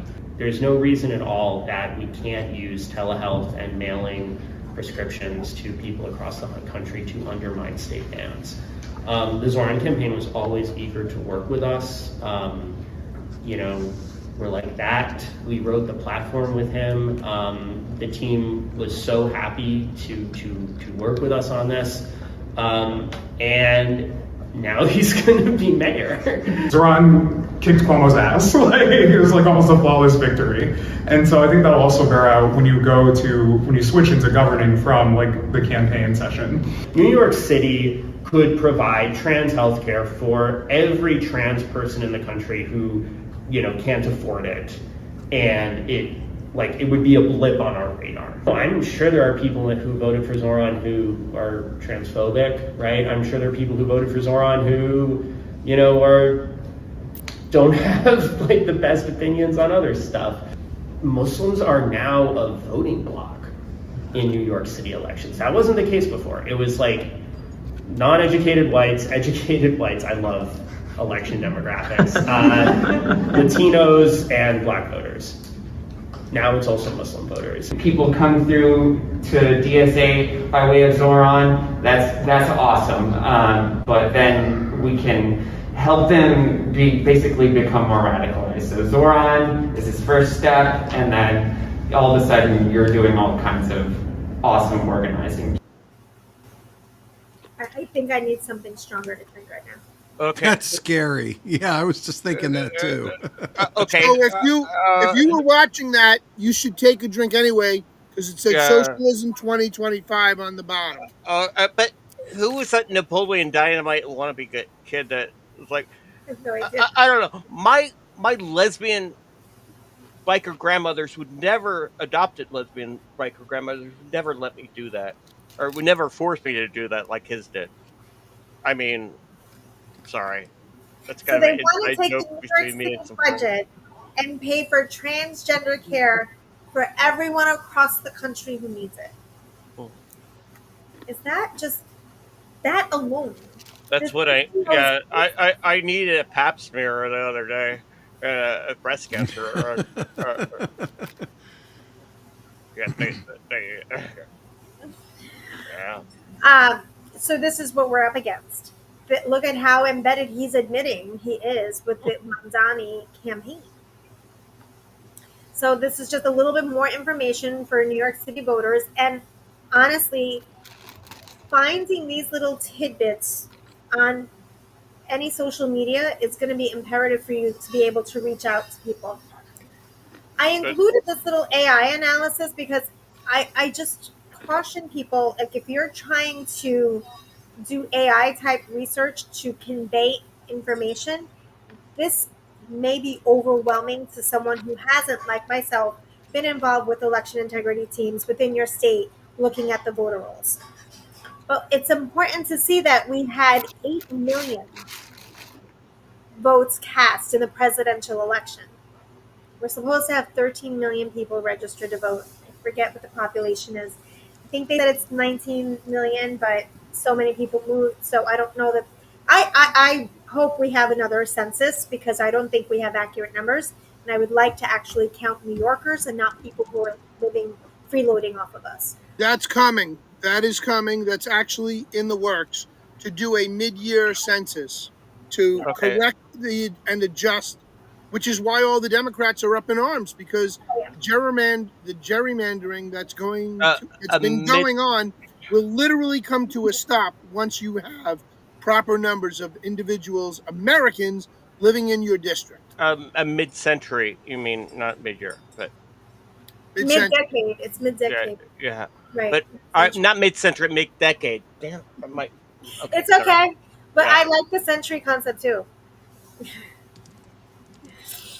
But I think too, for myself, running on having that conversation about the census is important because New York should not have 28 electoral college votes. New York should not have the number of congressional seats that we have. There's a reckoning that there's an adjustment that needs to take place that hasn't properly taken place in decades, and this is our chance to do it. This graph I loved because I thought it was so helpful for people to see the different demographics about who's coming out to vote for Mamdani. Traditionally, this 30-something crowd, when they vote in primaries, they traditionally don't come out to vote in the general election. How many of these kids that came out in the primary in June still live in New York City? How many of them maybe took a job somewhere else? How many of them, it's a very unpredictable voting block. Will they show up? Yes. Is he going to grow it from that voting block? Potentially no. Because if you're telling me that he's going to get the Muslim vote, but Muslims, in their religion does not support transgenderism. Their religion does not support a lot of what these men were saying on that stage. So he's going to have to get over that hurdle to convince the Muslim population that is growing in New York City. They're going to have a lot of work to do to convince them that, oh, but that was just a lie. I don't know that he's going to be able to do that very easily. And Cuomo really held the traditional Democrat vote, and I don't know that he could grow his numbers any larger than what you see there as well. So the Mamdani effect, I think, is going to, if anything, help Curtis Lewa. Because as crazy as Curtis seemed to New Yorkers before with his beret, he seems like the most sane choice right now. So And that is saying something. I honestly believe that what's going to wind up happening is Trump is going to put all his weight behind Eric Adams because he knows Eric Adams owes him big time now that Trump got him from going to jail. You know what? That's even worse for Eric Adams, actually. And that was years ago, and Eric was actually surprised that he did get him out of jail. I remember this, Yeah. but going back to what you were saying earlier, yeah, the Muslims believe in Sharia law. Brush up on your Sharia law and look what homosexuality and transgenderism punishment is. It's punishable by death. Mm-hmm. Still in countries that practice that. Right. And that's Sharia law. Look that up. Right. I'm not making that up. So. Right. Right. Was he married in the Islam faith, Mamdani? Because he just got married a couple of weeks ago, right? In Uganda. In Uganda, yes, he was just married in Uganda. Yeah. It's interesting. See, I didn't even know that. That's not in the news. Nope. I don't see CNN reporting that. No, they wouldn't. It doesn't benefit them to talk about this race. I was a communication major in college, and I'm very disappointed that many shows are talking as if this mayor race is done. It's only done if we don't do what we need to do as New Yorkers. And if you live upstate and you just want to make phone calls, just find some candidates that you want to volunteer for. They'll take any volunteers. If you're in the area, if you have elections in your area, it's just important that we be involved. And I will continue to say that because it's ultimately we have to reinforce the action needs to come behind the words. So yeah. I'm going to do what I can do this year. I'm going to try to work for a couple of candidates and we'll see if we can turn it around. New York City is coming off of 8 years of Bill de Blasio and then 4 years of Eric Adams. So we've had a 12-year block. Bloomberg had, I think, 3 terms. So he was 12 years, and people forget that Rudy Giuliani was the mayor before him and actually cleaned up New York City for 8 years. That's right. So Bloomberg was good because he maintained the work that Giuliani had in place and brought it to the next level and kept it status quo. So were there any questions in the chat, or were there any Democratic socialists in the chat who want to argue with us? Well, the Texan says he ain't voting for, like, he's agreeing with us, but he'll vote for one of the 3BeerMen. But we're too smart to run for politics. I don't think we want the headache. Like, I don't know, because unfortunately, people that run for politics, either, I don't know, the people that need to run for politics don't want it, and the people that want it shouldn't be there. Yeah. It is a headache, and you have to have a really good constitution to run for politics. And I appreciate you actually taking on the slings and arrows for us and doing that sort of thing. Yeah, what was the famous Douglas Adams quote? No one capable of being elected president should ever be allowed to be president. Mm-hmm.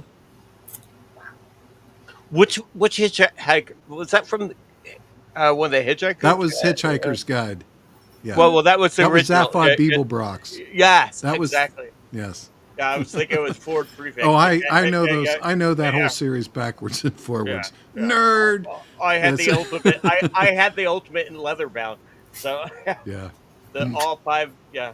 Well, 4.5. So. All right, Steph. So what else do we need to do? So this is just one location in the Bronx, and it very funny. It says no dumping. Every New York City park has this little nice sign that we've spent our tax dollars on, no dumping. But that's exactly where they dump their garbage, right there, right in front of the sign. Yeah, sure, but it's you can. I have some candidates are putting cleanups together. Some candidates are really just trying to get their name out there. So this slide actually is just talking about voter turnout and how to register to vote. But before you register, go online and check your registration. Make sure it's accurate. And if you've moved recently, go back to your former address and see if you're still registered to vote there. And because if you had signed up for one mail ballot in New York State now, if you sign up for a mail ballot, you'll always get a mail ballot. It's just the way they're doing it. Right. They'll keep mailing it It's to the you. They same in won't expect you to Pennsylvania. go in. They Right. keep trying to get me to check the box because they know once I check the box once, that's it. They'll send That's me a it. mail-in ballot forever. That's it. And our friend over in Portland, Oregon, can tell you what only mail ballots will do. Like they'll never have an accurate election because what happens in New York is these NGOs will fill out those ballots for people, and then the request to get the ballot, and then those ballots go out all of the time. So that's why I And urge I everyone think to check your registration. This is actually important. So I'm going to go ahead and pull this up because I did have an announcement earlier for the audience, by the way. Our usual fourth host, the Hawk. I did hear from Hawk tonight. Hawk has been away for a few weeks, and he did ask me to let everyone know that he despite anything you might have seen in the news, Hawk has not flown his nest for parts unknown in order to prevent 3BeerMen from reaching a quorum. That's awesome. That's awesome. So the Texan is putting it out there that over 50 Dems have vacated the Texas House and run outside of the state. They literally ran away. Right. And so what Texan is asking you is, what is your opinion on how to handle that situation? This is really interesting because I think the governor or the attorney general in Texas, I think they went to the Supreme Court to actually have those seats vacated. So once you have those seats vacated, if that happens, this will be precedent setting because then no Democrat will ever again flee from a special session. They will show up and they will be there. Which needs to be done. Needs to be done. They need to get back. They need to get bitch slapped back into that's a good thing that they chase them out, and they should chase them out if they don't belong there. Well, the They people will lose their seats. They will be vacated, and they will lose their seats. And then they'll have to have a special election or something. Which great. But quite honestly, what we all citizens across the country need to do, because during COVID, New York State, Governor Cuomo shut it down. Carl Hastie is the Speaker of the Assembly. He was just sending things over. No one checked the governor's authority on what he was mandating and putting into place. No one. And then we voted them back in. The checks and balances They should be paid hourly when they're there. In New York State, they get paid $142,000 to be in the assembly. They should not be making a salary. They should be making a per diem, and they should have to be there in person presence working on their committees.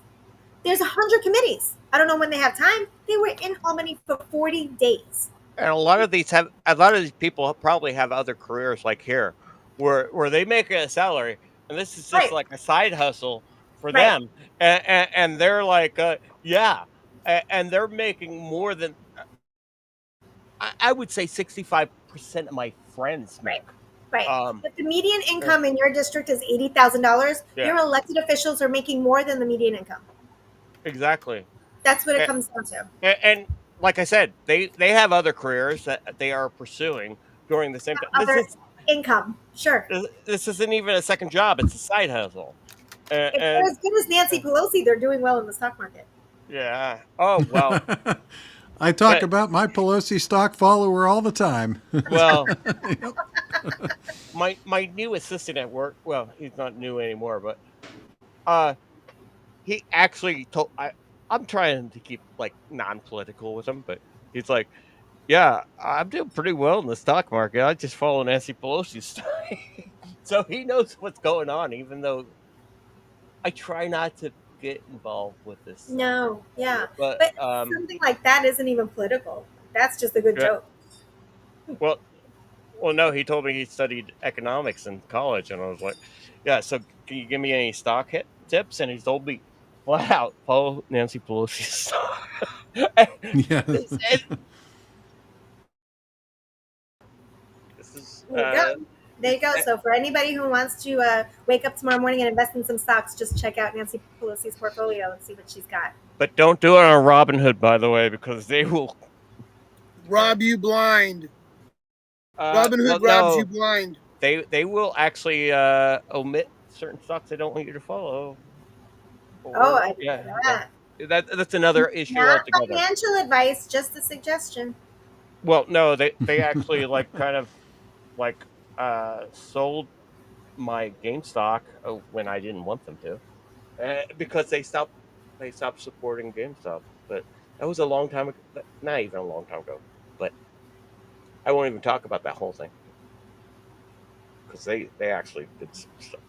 But they were great about buying stocks fractionally, which we couldn't do without an index before. But never mind. I don't want to even get into that.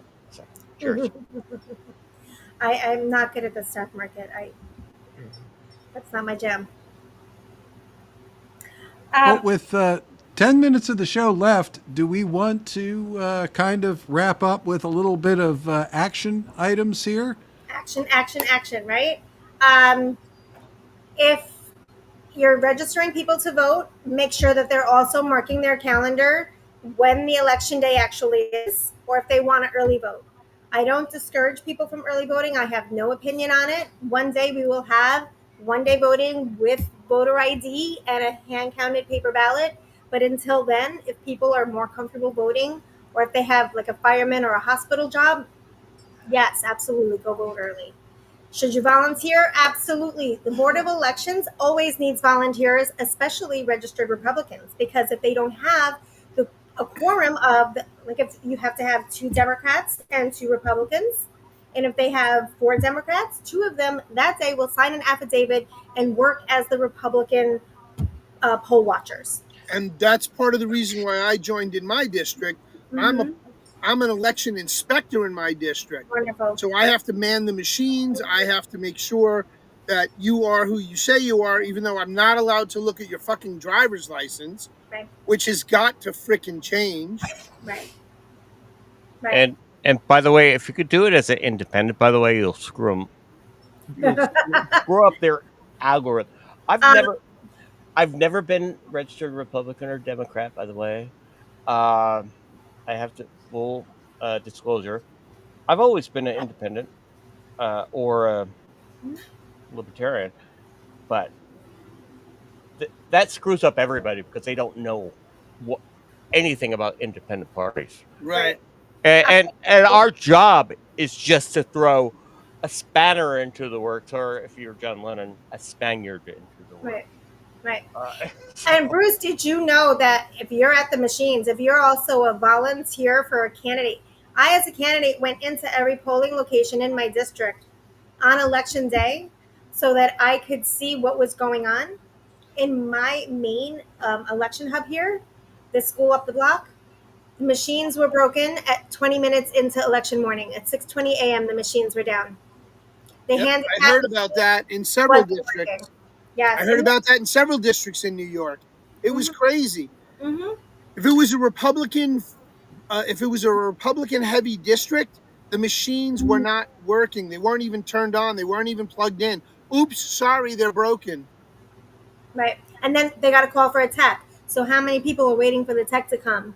They did it to Carrie Lake. They'll do it everywhere. It's how they fluff through.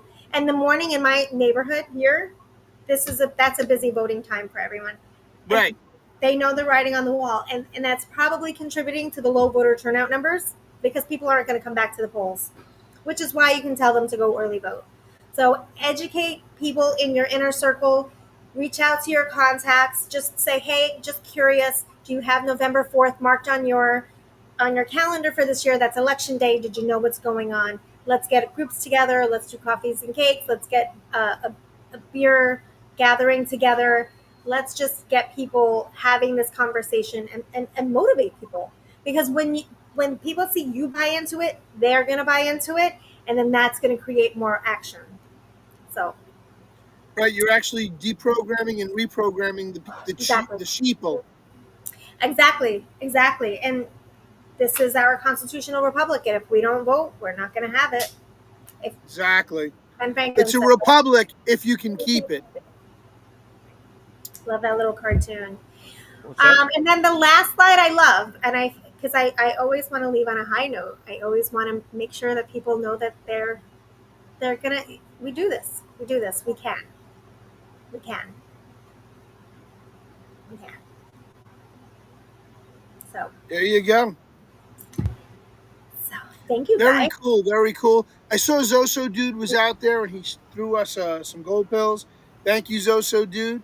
I guess he is going to be going live tonight, so we will be able to send a raid over there. But does anybody have any questions in the chats that they can throw up, and Cosmic Grandpa and Norm will look to see what's going on and read them off and give Stephanie a chance to answer them, because we do close out in about 5-6 minutes. And we do have a PSA to run from Bruce, I believe, that we can run while we're waiting for chat stuff to come in. You absolutely can. This is great. So this afternoon, I went to go listen to a rock band play locally here in one of the towns, at one of the town parks. And while we were there, the actual sponsor of the event came up to us and asked us if we wanted to buy a raffle. And when I asked what the raffle was for, it turned out to be a traumatic brain injury organization. And it was based off of this one young man who started the foundation, Brad Bjorndal. He actually was in a coma for several months after a very bad accident. When he came to, he had suffered severe brain injury, and the process, the trials, and the tribulations it took for him to bring himself back to where he is. He's still disabled to 100%. His right arm and his leg are all kind of mangled from this debilitating injury. So he is disabled, but this foundation, any money he gets, he puts back into traumatic brain injury organizations. So he helps fund other organizations that do the same thing he does. So this was just a little something that he had handed me, so I took a picture of it so we could put it up there. But Cosmic, why don't you roll that videotape real quick, because it's less than 2 minutes.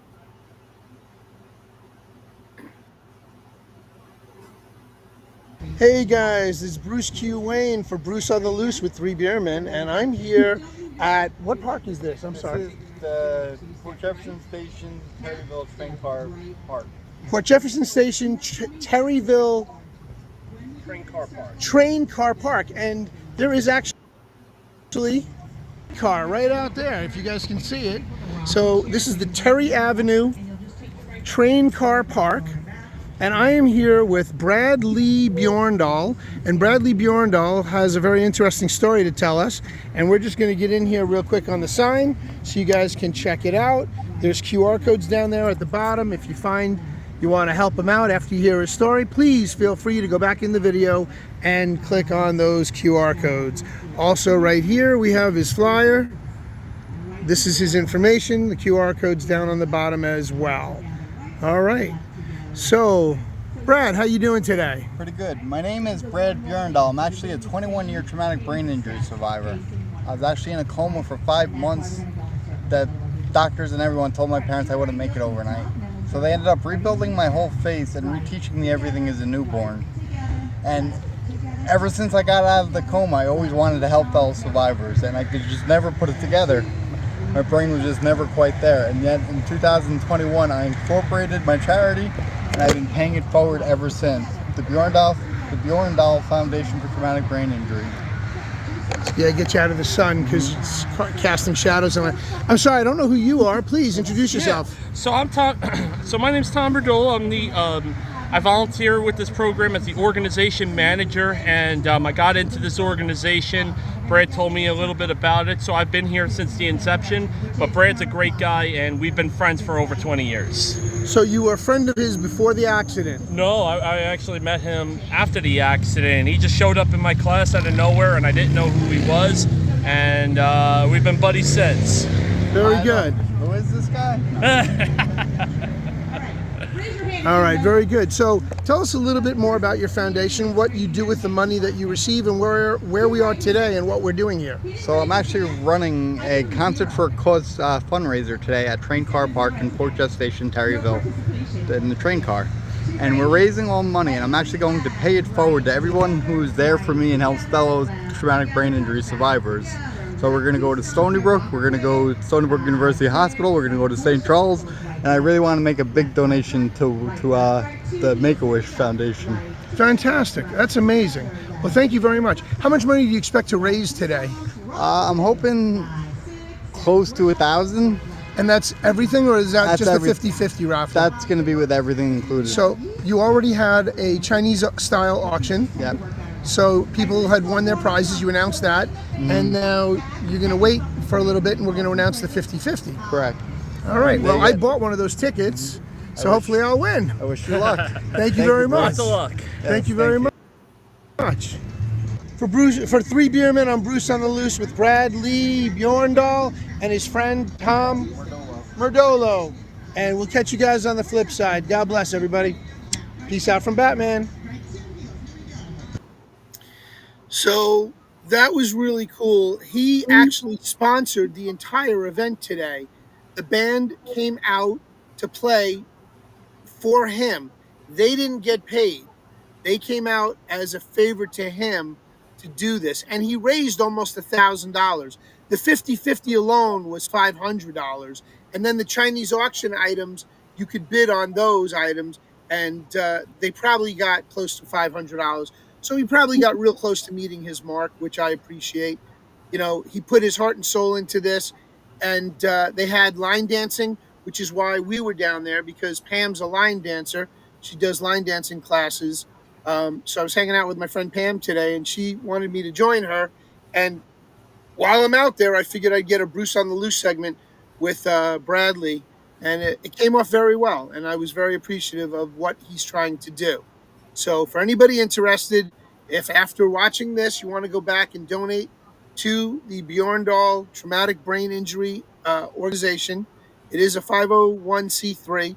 Please feel free to go back into the video and scan the QR codes so that you can vote, that you can donate to. Yes, I know, I'm on the voting ballot in my head, Stephanie. You got me going on ballots and voting. How many times did I say vote? Vote, vote, vote. How many times? Get out and vote. No, but if you're interested in supporting Brad's cause, please go back and scan the QR code in the video earlier. All right. On that note, while we were waiting for Zoso Dude, real quick, the Texan wanted me to throw a question out for Stephanie that we can answer while we are on the way out waiting for Zoso Dude. And there's the question on screen. Bruce, I'll let you take it. Yeah, are you going to release the scratch-ins and the... I am going to do the scratch-ins and the treasure chest while we talk about this. All right, very good. So Texan wants me to ask you about what would you do for our 2A rights in your district? So I have to tell you, this district is, there's a lot of Caribbeans who live here, and they absolutely believe in gun rights. They absolutely believe in gun rights? Absolutely, because in Jamaica, everybody has guns. Everybody has guns, but when you die in Jamaica, the police will come and confiscate all of your guns upon death. Wow. The issue that we're facing here is the illegal guns on the streets are the problem. So when something happens here or the crime rate happens here and people look at it and the cops will say, well, you know, we're following gun laws. Honestly, we need to be able to conceal carry in New York City, and you can't get a license here. I can't get a gun permit. Actually, that's not true. A lot of my friends have recently applied within the last year and a half, and they have been getting their gun permits. Legal carry permits, not concealed carry. Only a handful have concealed carry. But I will tell you, the majority of the people I know that have these carry permits are concealed carrying anyway, and they will be more than happy to face the consequences as long as they know they've saved somebody's life. They're doing it, but you just said they're doing it illegally, and I have to talk about what Texan is from an out-of-stater. I've heard stories about people bringing gun parts into your state, and it wasn't even like the full gun. It was just a part, and getting arrested for having a gun part. So you have even stricter rules than California. Yeah, they do. California has some. We can get around, and they just tax us out of the ass for ammo in California. Right. And we can own guns. Just buying ammo is a chore. And but you have some of the strictest gun rights ever. Yes, we do. And I told I've heard stories about people bringing gun parts, not even the full gun, maybe just the the activator or whatever it is, and that should be legal. And if it's not a functional gun, and it's like we film here with non-functional guns in California. I mean, there are guns with barrels that are filled with lead, stuff like that, just prop guns. But I've heard really some wicked stories about like New York and even having a prop gun there. So I think that's, and him being Texan, I think that's more of what he's asking about. It's like, well, Texan had a situation a while back, a few months back, that he showed us live on air during one of his shows, where he had a confrontation with some idiot who ran I forgot what it was, a propane company or something. He was trying to get propane for his barbecue or something. Anyway, let's keep moving on. Hank Hill, but we've got other things going on. Actually, yeah, because we're almost done with the show. I'm just waiting for Zoso, dude. We're already on overtime here, guys. So yeah, I'm just waiting for Zoso, I'm not dude, to seeing go him. live. He's not. Yeah, he's not live yet. But Stephanie, I want to thank Scratchings you are very loose much. though, and congratulations to our lucky lemon winners tonight. Sleeping Stars hit the jackpot, and that's funny because I said grab some lemons, Sleeping Stars, and she got the big payoff tonight, followed by Bad Zoot, Syllabore, Black Cat, and Jayla. So Nice. Congratulations to our lucky lemon winners tonight, and the scratchings are a flying tonight. So scratch away over there if you're on pilled. Okay, I don't think we got Stephanie to like comment on what I was saying about the gunner.